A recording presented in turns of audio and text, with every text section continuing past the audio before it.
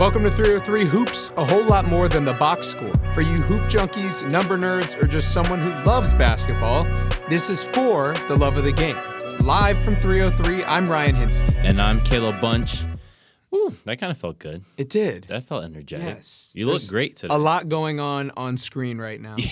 I feel like Yeah. I'm doing my best Barney Stinson impression. Yeah. And then there's me in a T-shirt and sweats right now. So. It's cool, though. Yeah. You know? Guys, it's warm in Chicago. So it is. It's a high of 60 degrees today, as crazy as that sounds, because a couple weeks ago we're complaining about how it was a tundra. So feels good to, be able to be here and just, Hopefully we'll have time to go outside. Yeah, exactly. Exactly. That's an issue that I know. we grapple with every day. But, yeah. Song of the day, man. We got to get into it. Let's get into it. What's yours? I'll start. Yeah. We both have new music. We do. Which is great. We do. I have Have To by Brent Faiyaz. New album. Really good. If you like R&B, you will love this album. It's one of his best because it's short and there are no misses. It's great.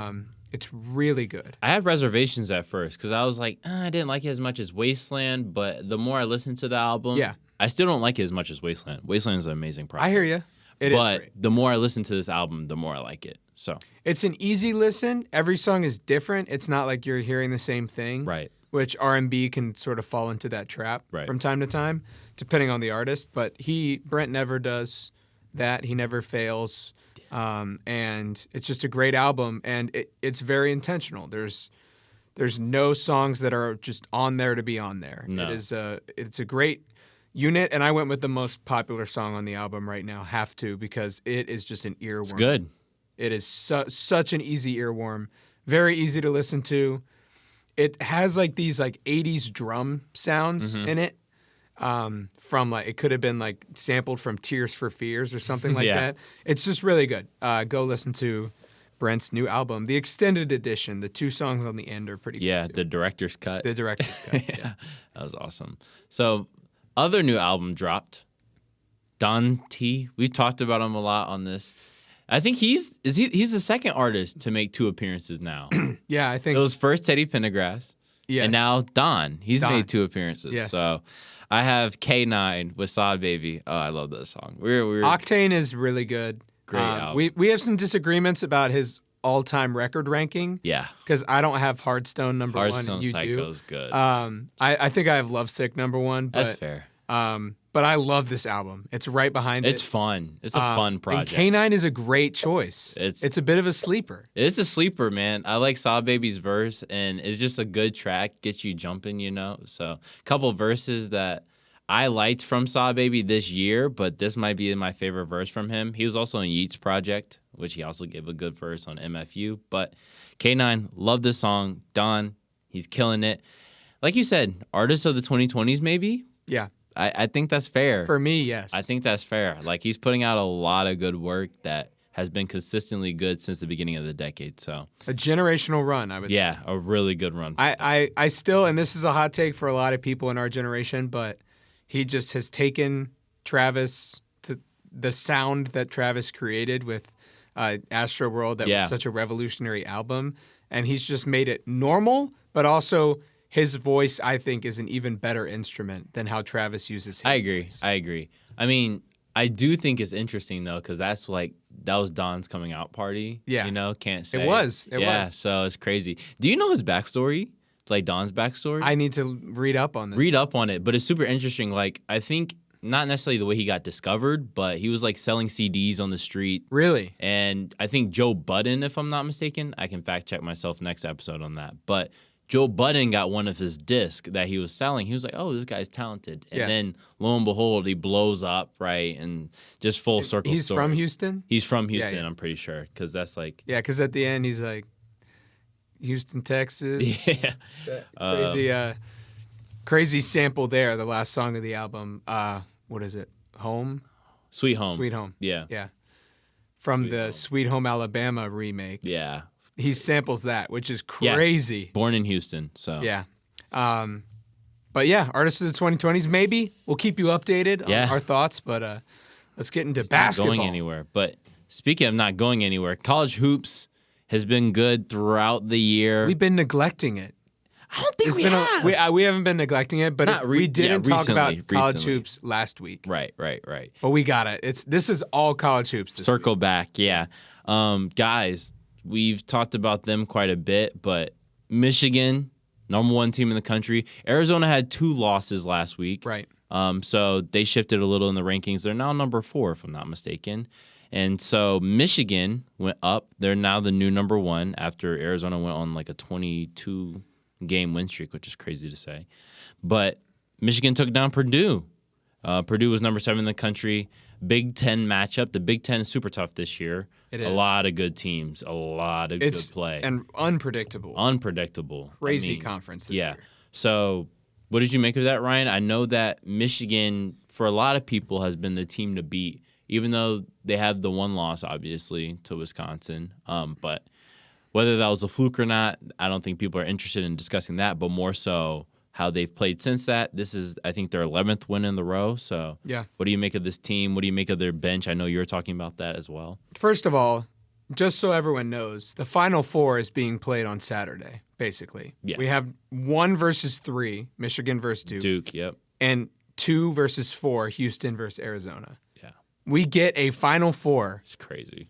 In February. Yeah.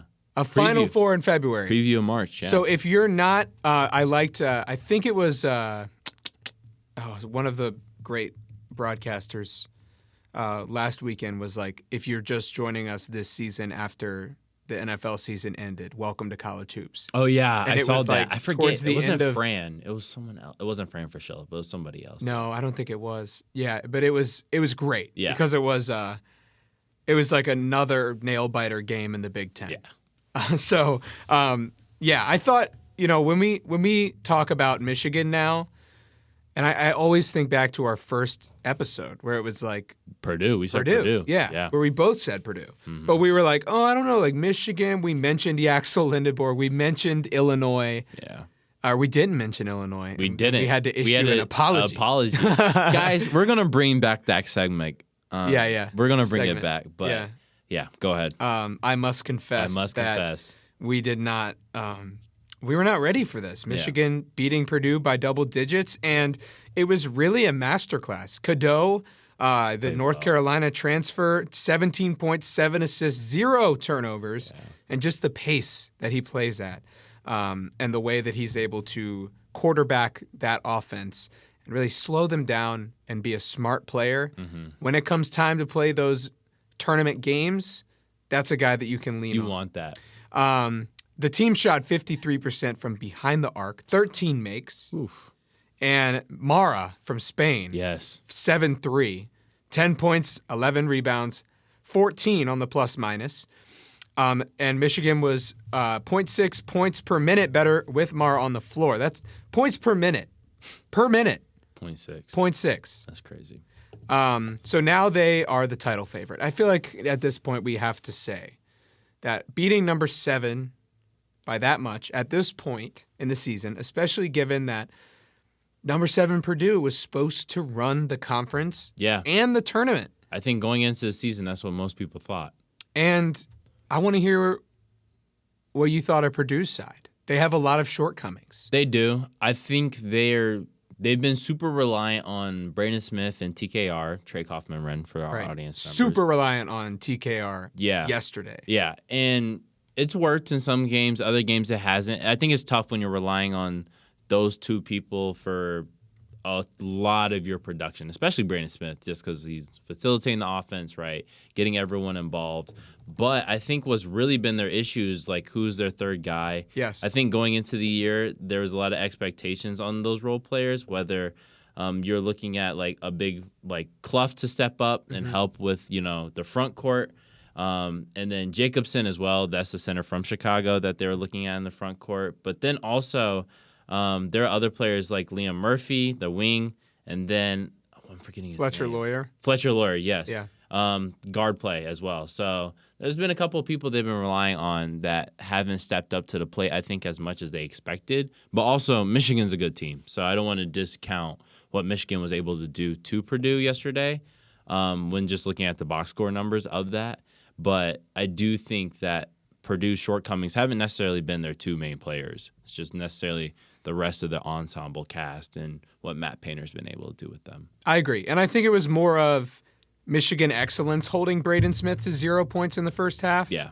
But it also speaks to Purdue's shortcomings only having 15 bench points. Yeah. Compared to Michigan's 34. So to your point, Michigan has established himself as a deeper team, which was also, it's been a problem for Purdue for a while. Even the Zach Edey days, it was like, who can step up if he can't? And Braden Smith was still a younger player in those days. Yeah. So it was like, maybe Braden Smith, he has a bright future in college basketball, but who else is going to be able to step up to the plate when Edey's having an off night? Right. And that's been the case with this year with Braden Smith and TKR. And back then it was like 3 is more than 2. They need more shooters. Right. Now they have all these shooters around them, but they're not having the hero ball that you need. They're not having the late game scenarios that I feel like we've seen more clutch minutes this season than ever before. You're going to need that. Which is interesting because Braden Smith from 3-point range is shooting 40+ this year. Fletcher Lawyer, he's hovering around that 40%. Oh, yeah. So that's a very deadly combo in your backcourt. I think it's just consistency that they've been missing from those two players. Well, not Braden Smith, but more so Fletcher Lawyer, and going forward with their front court as well, like we talked about with TKR, Jacobson as well, and then Murphy. Even their bench guys, like usually more than 35% from 3. Like they have capable shooters all the way down the depth chart. The issue is that when you get to those late game scenarios, those shots that we're looking at total stats, they're just not falling the same way. But in this case, Michigan led from the beginning. They got off to a 16-0 run early in the game and led 26-11. Late in the half, it was 44-22. Purdue was able to even cut it down to 8 late in the game, but it never. And then the run ensued. And that was it. So that's been my biggest issue for Purdue. Who is going to step up when you need a basket other than the guys that you are going to traditionally rely on? That's what makes a good team great. Right. And Michigan has that. They do. Because we love the bench out of Michigan. Everywhere. Yeah, we love the bench out of them.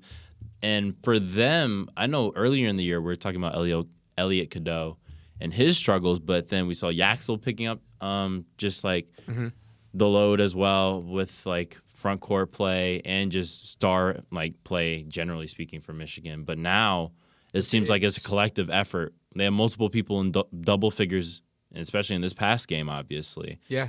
With Mara being in double figures and plus minus 14. Right. So Trey McKinney, former or AP Michigan high school player of the year. Yeah. They have a full starting 5, and they always did. But you have guys coming off the bench that are putting up great numbers as well. McKinney being someone who, is kind of in and out. Actually, I think he started most of the games. But, yeah, Merez Johnson and Mara. He's playing well. Like, as the bigs with Yaxel, it's dangerous. Yeah. Like, they have size and skill. Yeah. And it's going to be really hard to beat them. He's probably their unsung hero besides Yaxel. No, I love Merez Johnson. He's playing well this year for them. So, good minutes, good quality minutes out of him. And that's another guy. He's a transfer. He was at Illinois last year, if I'm not mistaken. That's right. So, yeah. The headline, though, from last night, and I think this is going to continue through the rest of the season, especially in these big conferences. 6 out of 9 ranked teams who played unranked teams last night. Hopefully that makes sense. Out of the 9 ranked teams last night that played unranked teams, 6 of them lost to the unranked teams. We're going to go through each one, talk about some of the stats that are jumping out to us and some of the best players in those games that we've looked at. Right. And we'll start with Nebraska. I have always been shaky on Nebraska this season. I'm not going to say that their 16-0 start was a fluke. I don't think it was a fluke. Right. But I do think that they had some wins that they probably shouldn't have had. Yeah, because there are a couple games that they played Ohio teams State closer comes to mind. Than really they should have. Right. Like a win over Washington only by 10. The Indiana game, if I'm not mistaken, was a close game as well. Some Ohio of the State, middling Big Ten teams, they haven't beaten the way they should. Yeah, so I do think, though, I mean, they're still a legit team, but I think the rest of their schedule won't necessarily be a test for them looking forward. They have Penn State, Maryland, USC, UCLA, and Iowa again, who are all unranked teams. So they're probably going to close the year on a strong note, but some questions will remain going into Big Ten tournament play. And then obviously March Madness, just will that team look like against teams that obviously you have to play your best basketball against, and you can't go in sluggish and then hope to finish the game well, because that's not going to work in March. So. Which, by the way, and we haven't talked about this, but we might have some on-site reporting from the Big Ten tournament. Yeah. From us. We'll see, but I mean that I'm thinking about it now, and it's like, well, of course we're gonna beat it. It's in Chicago. Yeah, so. It's at the United Center. So, Nebraska though, 0.82 points per possession. D1 average is over 1, just over 1. They play slow ball for sure. They do, right? So it's like when they're not making shots the way they need to. It's the same kind of thing with Purdue. Like if your hot hands are not making the shots that they normally do, you're not going to be able to speed up to the level that you need to come back when you start to slip early in the game. Right. Texas Tech lost to Arizona State, who's really just not one of the teams you think of in the Big 12. Which is crazy because Texas Tech literally just had 2 really good wins. They just recently beat Arizona, and then the Houston win a couple weeks ago. And that was a great win. Yeah. So that's also surprising just to see out of that squad. I mean, the big problem, though, like what we've seen with Big 12, Big 10 play is also applicable to Big 12 play. A lot of these teams kind of are beating up on each other at the top, right? Big 12 is amazing this year. Like Kansas has had not necessarily a resurgence, but they're better than a lot of people anticipated in the beginning of the year. BYU's ranked, which is crazy to say. Texas Tech, obviously. Then you have Houston, and then other teams who are not, necessarily as good as they have been in the past, like Baylor, for example, but they have players that are going to get drafted highly. Right. So they kind of have like a top 4 and then everybody else. Right, for sure. Big 12. For sure. But it is interesting because those teams are beating up on each other, and then you go into a game, right, like where Texas Tech is playing Arizona State. It's like you assume you're going to win, walk into that without trying, but unfortunately they fell to the Sun Devils. So despite a 20.8 rebound, 4-block performance from JT Toppin. He's played amazing this year. Who's been so good. It's just you can't lose those games. No. Even though Toppin went down with an injury. I haven't checked his injury status, but I think they'll be okay. But you just can't lose towards a bottom team in that conference because of what you said about beating up on each other at the top. Right. You can't afford those losses. I think the injury status is still out. Like they're unsure of what it is, but there is potential. According to USA Today, there is potential that is serious. So they're going to get some MRIs done and work done with him to see what exactly it is. But that'll be a huge loss for Texas Tech. And he's the engine. You think like it's impossible to think he won't be healthy by tournament time, just the kind of player that he is. Right. But if it is serious, we'll have to keep our eye on that for sure. That'll be big news for them. So UNC. This one was not as surprising as many people might have thought it was. Right. Should they have been number 16 going into this game? Probably not. I don't know. But they did beat Duke, unfortunately. But the game after, they lost to Miami. And then Caleb Wilson's out. NC State's not a bad team. Will Wade, great coach. They have players that are in the transfer portal that he brought over from McNeese State, and then also former Texas Tech Raider Williams came over. So that's a good squad, formidable squad. And the ACC is not as weak as it has been in like the past 2 or 3 years. So I wasn't as surprised by this loss just because no Caleb Wilson, and he really is the engine for that UNC Tar Heel team. But I do think this speaks to not only the parity within the conference, but just parity within college basketball this year because of all the transfers, all the coaches doing carousel work, and just generally speaking because of NIL, as we've touched on, with players being able to play anywhere and receive, money and just, status for their name. And kudos to the new coaches in the ACC, like Miami. Jai Lucas coached a perfect game against UNC to win that game. And, you also have Will Wade again, who came from McNeese State. we've talked about the carousel, but, Hubert Davis at UNC, I would say getting out coached. A lot of it has to do with Caleb Wilson's injury and things like that. But these young coaches and these bright minds in the ACC could really lift this conference up to where it used to be. Right. So, yeah. And then Virginia, new coach as well. And they've been playing extremely really well. So there might not be there yet, but they are on the way up. Yeah, definitely. St. Louis lost to Rhode Island, conference game. How do you that felt like a conference where they could win out. Right. But they, despite winning points in the paint 38-14, they also allowed 1.26 points per possession. And it just, what happened there? I didn't watch the game. I don't tune into every Billikens game. Yeah. But obviously they're a fun team. They don't lose at home.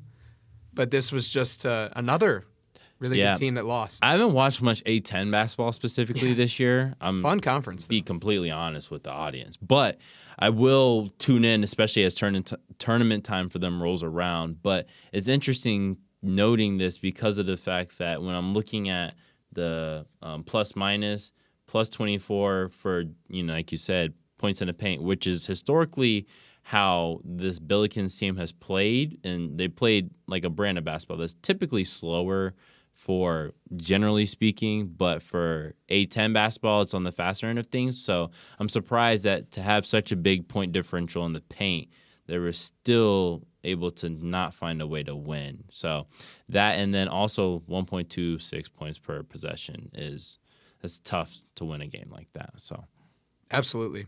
And Louisville losing to SMU. It's interesting. More of a win for SMU, 64.2% true shooting as a team. Yeah.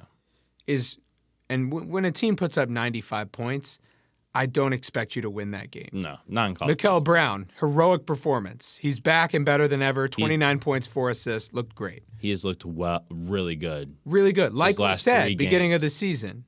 But this was the team I picked to win the ACC. Unfortunately for Louisville, it's been a rough going. It has. When it comes to defensive play. If you put up 85 points in a game, you should win. You should win. And they did put up 85 points per game and lost by double digits. Right. Tough situation. Which is interesting. Looking at Mikael's last 3 games, NC State was the first of the 3 I'm talking about. Put up 45, 9 rebounds and 2 assists on 60% shooting and 62% from 3. Mm-hmm. The next game, Baylor had 29, 3 rebounds, 6 assists, 80% from 3, and shot 57% from the field. In this game against SMU, 29 points, 5 rebounds, 4 assists, 50% from 3, 60% from the field. So it's clearly not a Mikael Brown issue. He's played well, and we saw they were struggling a little bit in the midst of ACC play, and we thought maybe it was the injury, but even with him coming back, they've still struggled because they're playing these teams. Like the Baylor game, that was a close game. They should have won by more, in my opinion. And then this SMU team, who was ranked earlier in the year, so give them credit, but a team that I think by most accounts many people thought that Louisville would beat. So it's interesting to see that. They play Georgia Tech next, which I anticipate they'll win, but it'll be interesting to see how the Pat Kelsey squad will return to form. Yeah, it's interesting because SMU is 35th on Ken Palm's net rating, so that is pretty good. Right. That's right outside of the top 25. So maybe a team that there should be more eyes on. Right. And credit to them for that. But, Louisville's defensive rating being 28th, which, in that area of Ken Palm, 1 through 20, you expect to be in the top 25 of both offense and defense. Right. The only 2 other teams that are outside, or the 3 other teams that are outside of the top 25 in defense in that top 20. Obviously, Alabama. Yeah. We know that. Fast That's pace. the way that they play. And they're 25th in Right. the rankings, right? So Exactly. even them, they're on the cusp of not Right. being ranked. Arkansas is 41st, and then you have Illinois and Purdue just outside of the top 25, but Right. still above Louisville. Yeah.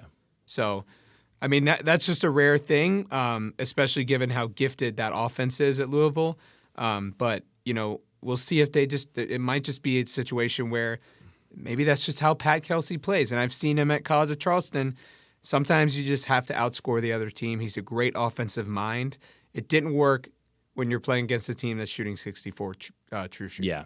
It's hard to out-offense a team that's shooting that well. So I won't say that's a bad loss for Louisville. Right. It looks worse than it is. Yeah, exactly. I just think most people expected them to win. But like I said, SMU, I did. Good team.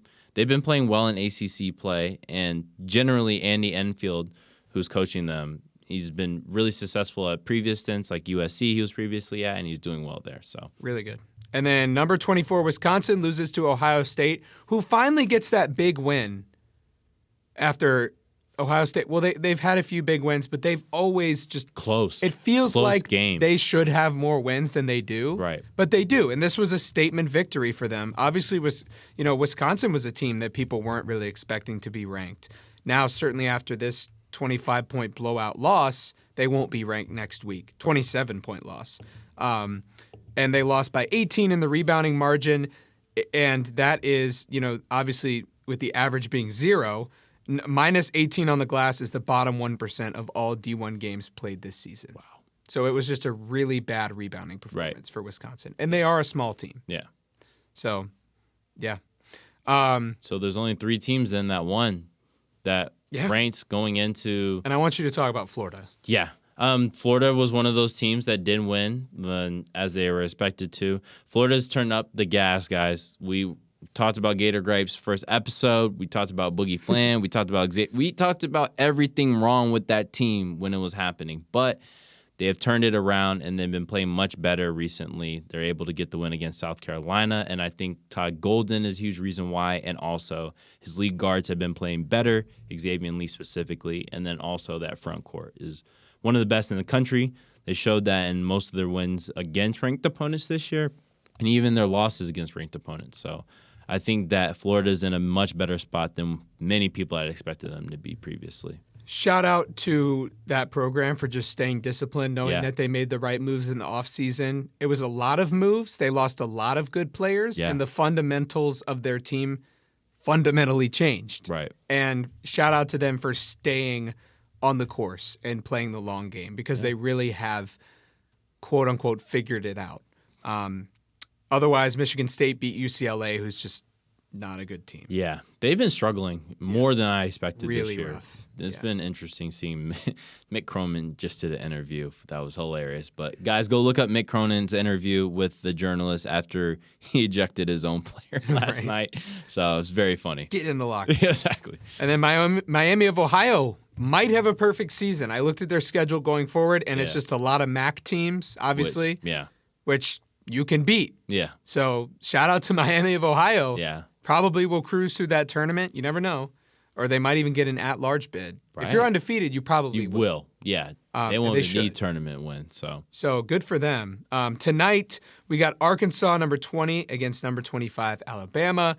13 BYU at number 23 BYU at 4 Arizona, and number 19 Vandy at Mizzou, who's also an SEC team we shouldn't forget about. They're a building program. Building program, great coaching there. 23 BYU at Arizona will be interesting to see. I know the last game was close, but that was in Utah, so how will Arizona respond to their 2 losses that they've had recently, and how will, BYU be able to handle that environment, because Tucson, they get down over there. So, But Arkansas and Alabama, I think, will be probably the most entertaining game to watch. I think it's going to be fast-paced as usual with Alabama. And then Arkansas, obviously, we've talked about Acuff a lot. I'm interested to see how he plays against the Alabama trio of guards that they got. So it'll be a good game to watch. It'll be fun. Yeah, we were planning to talk about the NIL gap in this episode, but we do not have time for it. We do not. We will at some other point, because I think it's really interesting to think about how a lot of coaches have been complaining this season about, players going from mid-major just to show themselves as a Power 4. Right. And then all these Power 4 teams are not recruiting freshmen anymore. They're just looking through the transfer portal. A lot of coaches haven't adjusted as necessary. There's talks about rule changes and things like that. And then guys coming back from the G League to play, to get in. That was huge news. We'll probably do an episode just on that, because that is a big issue. And we don't just talk about hoops, we talk about issues as well. So we will pick that up in a later episode, because, obviously it will still be relevant. Yeah. Probably even more relevant as we reach the end of the season. But Caleb, We're 2 weeks from the month of March. This is crazy. March Madness. You're going to be seeing a lot of college basketball. A lot of content us. On 303 Hoops. A lot of us. So can't wait to make those brackets, man. It's going to be so fun. Medill Challenge is going to be fun. Yeah. It's going to be a good time. But guys, as always, every week, tune in here. This has been 303 Hoops. Until next time.